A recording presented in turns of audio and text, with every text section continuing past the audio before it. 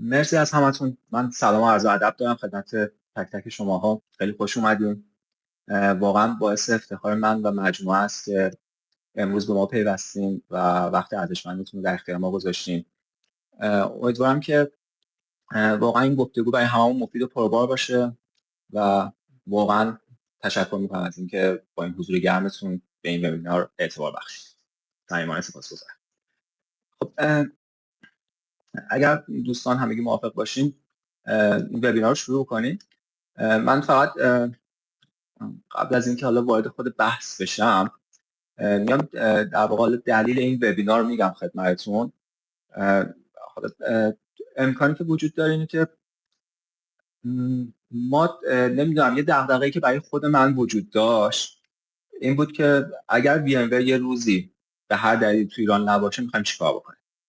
یعنی با دیدی که من داشتم با حالا تجربه که مسلما نسبت به همه شما دوستان عزیزان مطمئن کمتره، تو حالا جای مختلف بودم، همه بیزنس های تو ایران یه جورایی درگیر در واقع وی ام ور هستن. یعنی چه از توی بحث بانک، حالا تجربه که من دارم، چه سایر از بحث حالا دانشگاه ها رو من دیدم، علوم پزشکی ها هستن.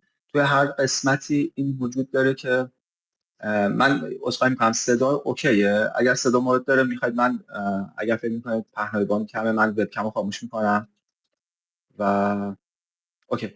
اگر احیانا دیدین که صدا مشکلی داره من میتونم وبکم رو کلا پاuzش بکنم، خاموشش بکنم و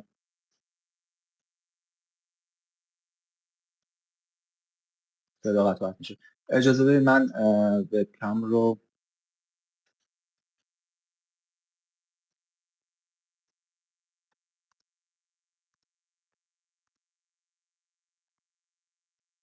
کلا پاuzش میکنم و میبندمش از این سمت. امیدوارم که حالا بحث صدا اوکی بشه.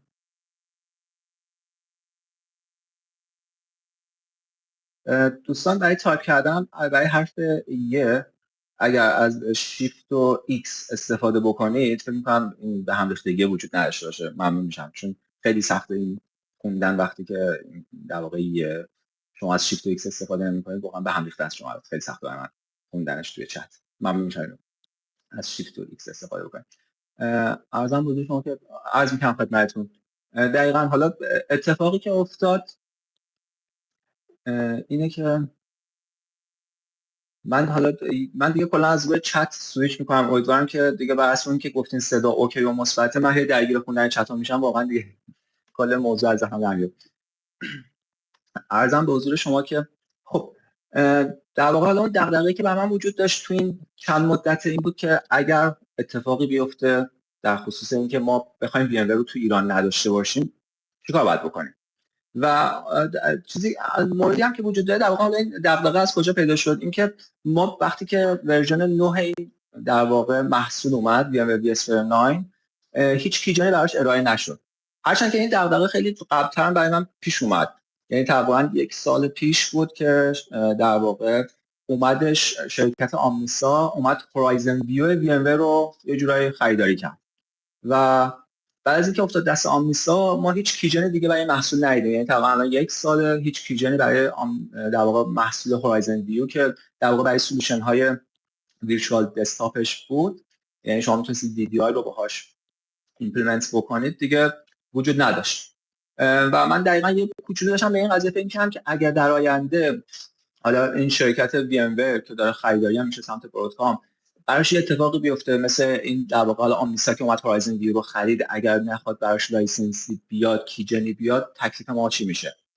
و چیزی که من سنس کردم اینه که الان در این قضیه خیلی جدی میشه و تقریبا تو این 1 ماهه با خیلی از دوستان حالا همکاران که صحبت هم میکردم حالا خیلی جا میدم که اصلا این موضوع دغدغه خیلی نیست. برام خیلی جالب میشد که چرا مثلا براشون مهم نیست. مثلا حالا وبینار داشته باشیم، من میتونم اسمش رو بگم وبینارم نذاریم بزنیم یه دوره همه در واقع اومدیم اینجا کنار هم باشیم که ببینیم این اتفاقی که اخیراً افتاده و VMware 9 براش کیجنی وجود نداره و کنار اون اتفاقاتی که داره تو لایسنسینگ VMware میفته آیا در 1 سال و 2 سال آینده چه تأثیراتی روی بیزینس های ما خواهد داشت.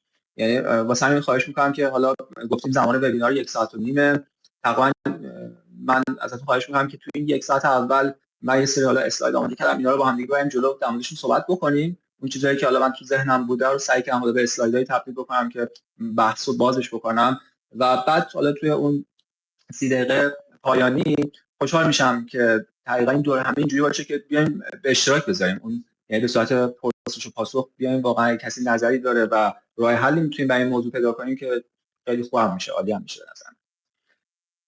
خب من میرم سراغ اسلایدها. در واقع حالا دغدغه‌مو گفتم، بریم سراغ اسلایدها که اینجا صحبت بکنیم. ببینید موردی که وجود داره اینه که شرکت VMware در واقع سال 2023 2 سال پیش توسط شرکت برودکام خریداری شد به مبلغ 69 میلیارد دلار. عددش هم واقعا بالا بود. خب ما اون لحظه قبلش هم برودکام اگر اشتباه نکنم اومده بود شرکت سیمانتک هم خریده بود. خب خیلی تغییرات داشت به بحث سیمانتک و من خودم به شخص انتظارش داشتم بعد از اینکه برودکام میاد دست میذاره رو VMware یه سری تغییرات واقعا خیلی بزرگی روی محصول داشته باشه. خب اولین تغییری هم که داشتیم بحث لایسنساش بود.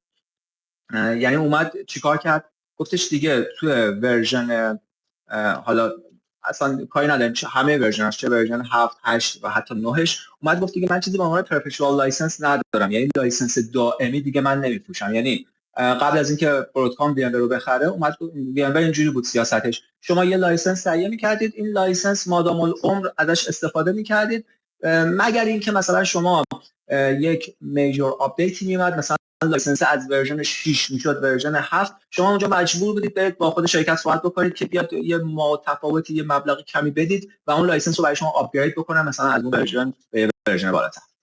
ولی بعد از اینکه مدل اشتراکیشو پیشنهاد داد وقتی که توسط برودکام خریداری شد، اومد گفتش که ما تو مدل اشتراکی دیگه شما یه لایسنس رو نمیخرید مادام ازش استفاده بکنید. این لایسنس های ما در واقع شما به صورت 1 ساله، 3 ساله و یا 5 ساله یک لایسنس رو تهیه میکنید، یک لایسنس رو خریداری میکنید و در واقع اینجوری هستش شما بعد از 1 سال دوباره بابت اون لایسنس باید هزینه بدید. یعنی شما سال به سال بعد اون لایسنس رو آپدیت بکنید اگه میخواید از خدماتش استفاده بکنید و دقیقاً به صورت 1 ساله، 3 ساله و 5 ساله هم داشت و حتی اومد مدلش هم گذاشت سابسکریپشن بیس، به این صورت تغییرش. حالا نمیدونم البته ما توی ایران چون از اینا رو سنس نکردیم، چون ما همچنان خیلی راحت بخوام بگم از کیجن استفاده میکنیم و میمدیم همون کیجن رو میزدیم به صورت همون پرپچوال دائمی، ما از اون لایسنس استفاده کردیم. ولی تقریبا از 4 برای خارج از ایران اینجوری بود که مشتری هایی که حتی قبلا لایسنس های پرپچوال هم خریداری کرده بودن، شرکت برودکام میگفت که میگفت اون لایسنس شما رو اگه میخواید حالا استفاده بکنید دیگه نمیتونید از اون لایسنستون بعد بیاید اسکورت شما هم پرداخت بکنید، حالا میخواید 1 ساله یا 3 ساله یا 5 ساله ببندید و بعد بیاید از اون لایسنستون توی مجموعتون استفاده بکنید. خب ولی میگم توی ایران ما ایشون موضوع سنس نکردیم، یعنی بحث این که پرپچوال باشه لایسنس یا سابسکریپشن بیس باشه رو ما توی ایران سنس نکردیم، چون ماژول لایسنسینگ VMware تغییر نکرد. یعنی توی ورژن های 7 و 8 ماژول لایسنسینگ عوض نشده بود و ما دقیقاً از همون سریال های 25 کاراکتری که از حالا ورژن های خیلی قدیم استفاده می‌کردیم توی ورژن 7 و 8 هم استفاده کردیم و هیچ موضوع و مشکلی هم روی این قضیه نداشت. خب من توی چت رو نگاه میکنم، صدا اوکیه؟ نه خب من فکر کنم چیزی من دارم اکثریت مثبت میزنم و بله اوکی هستش، چون من اینجا هم نگاه میکنم اون در واقع بحث دقیقاً نتورک هم چک میکنم، دقیقاً کاملا زده گرین و همه در واقع خونه‌هاش پره. من میگم شاید حالا نتورک های سمت خودتون هم چک بکنید، چون من اینجا رو چک میکنم سمت نتورک اینجا رو اوکی همه چی. بازم من حالا اگه مورد بود حتما بگید که نه حتما اینترنت رو عوض کنم. خب ما دقیقاً سابسکریپشن بیس و کیجن و این حرفا رو هیچ احساسی نداشتیم در این خصوص. چرا؟ چون ما از کیجن استفاده میکردیم. ولی خب کلا دنیای لایسنسینگ وی ام ور از سال 2024 یعنی پارسال عوض شد و دیگه پرپچوال نبود، دائمی نبود و رفت به سمت اینکه شما باید حتما لایسنس ها رو 1، 3 و یا 5 ساله خریداری.